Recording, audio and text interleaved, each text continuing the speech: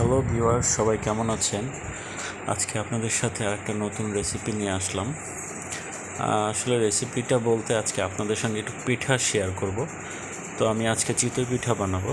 তো সে পর্যায়ে আমি কুসুম কুসুম পানি গরম করে নিয়েছি, যাতে করে আমি আটাটা ওই পানিতে মিশ্রণ করতে পারি। এ পর্যায়ে আমি পিঠার রসে তিল দিব, যেটা আসলে আপনারা তিলভাবে অনেকে চিনে থাকবেন। সো আমরা তিল নামেই ওটা চিনি।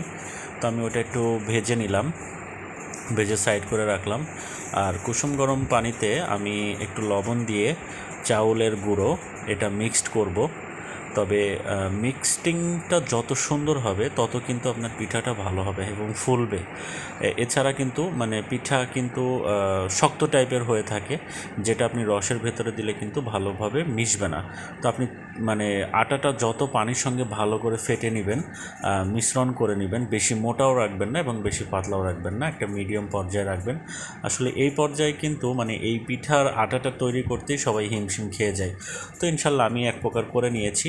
তো আমি কিছু ওটা করে একটু রেখে দিলাম। এরপরে আমি আবার পানির ভেতরে যেই গুড়টা আছে, আমি যে রসটা তৈরি করব পিঠার জন্য, সেই গুড়টা আমি পানির সঙ্গে মিশ্রণ করে নিচ্ছি ভালো করে, যেই গুড়ের দলাগুলো যাতে পানির সাথে মিশে যায়। এই পর্যায়ে আমি গরম মশলার ফল, তেজপাতা আর গন্ধের ফ্লেভারের জন্য আসলে আমি এগুলো অ্যাড করে দিলাম।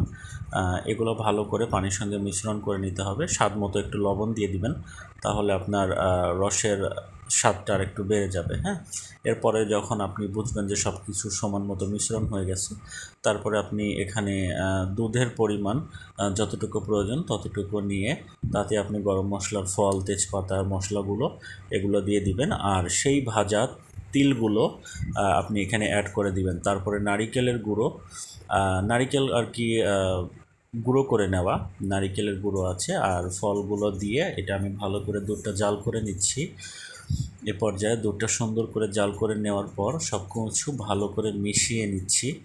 পরে যখন আমার এটা ঠান্ডা হয়েছে, ঠিক তখনই কিন্তু আমি আগের যেই গুড়ের মিশ্রণটা ছিল এটা একসঙ্গে করে নিয়েছি। তবে অবশ্যই কিন্তু দুইটা খুব ঠান্ডা করে তারপরে মিশ্রণ করতে হবে, এছাড়া কিন্তু আপনার রসটা ঠিকঠাক হবে না। তো শেষ পর্যায়ে আমি পিঠাগুলো রেডি করব। এখন পিঠাগুলো রেডি করে কিন্তু আমি রসের ভিতরে ভিজিয়ে দিব। তো আমার সেই আটা করাটা ছিল এবং আমি এখন এটা প্রথম পিঠাটা ছাড়লাম। তো সেক্ষেত্রে চারপাশে যদি একটু পানি দিয়ে দিই, তাহলে কিন্তু ভেতরের ভাবটা বাইরে আসবে না এবং পিঠাটা খুব সুন্দর করে ফুলবে এবং নরম হবে। চাইলে আপনি দেখতেই পারেন যে দেখেন পিঠাটা কিন্তু খুব সুন্দর হয়েছে। তো এর পরবর্তীতে আমি আসলে এইভাবেই প্রত্যেকটা পিঠা বানিয়েছি এবং আমার পিঠাগুলো কিন্তু সুন্দর ফুলেছে এবং খুব নরম হয়েছে। তো এভাবে আপনারা প্রত্যেকটা পিঠা আস্তে আস্তে করে বানিয়ে একে একে করে রসের ভেতরে দিয়ে দিবেন। আমি কিন্তু প্রত্যেকটা পিঠা রসের ভেতরে দিয়ে তারপরে ডুবিয়ে দিয়েছি। হ্যাঁ, এভাবে যতক্ষণ রাখবেন আপনার পিঠাগুলো কিন্তু রসের ভেতর থেকে রসগুলো একদম পিঠার ভিতরে ঢুকে যাবে।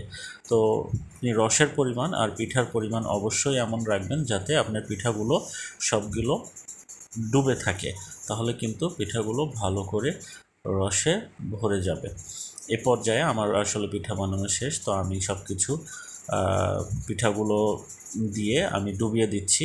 এরপরে আমি এটা কিছুক্ষণের জন্য রেখে দিব। কিছুক্ষণ বলতে আপনি যত ক্ষণ রাখবেন তত কিন্তু আপনার পিঠাগুলো নরম হবে। এ পর্যায়ে আমার পিঠাগুলো দেখেন রস নিয়ে নিয়েছে এবং অনেকটা কিন্তু উপরে উঠে আসছে। সো আমার পিঠাগুলো কিন্তু সুন্দরভাবে হয়েছে। আমি পিরিচ দিয়ে আসলে ওঠানোর চেষ্টা করতেছি যাতে পিঠাগুলো না ভেঙে যায়। দেখেন কত সুন্দর সফট হয়েছে, আর খেতেও কিন্তু খুবই মজা হয়েছে। তো আপনারা চাইলে ঘরোয়া উপায়ে এভাবে পিঠা তৈরি করে খেতে পারেন। তো সে পর্যায়ে খুবই সুন্দর হবে। আমারটা কিন্তু খুব স্বাদ হয়েছে।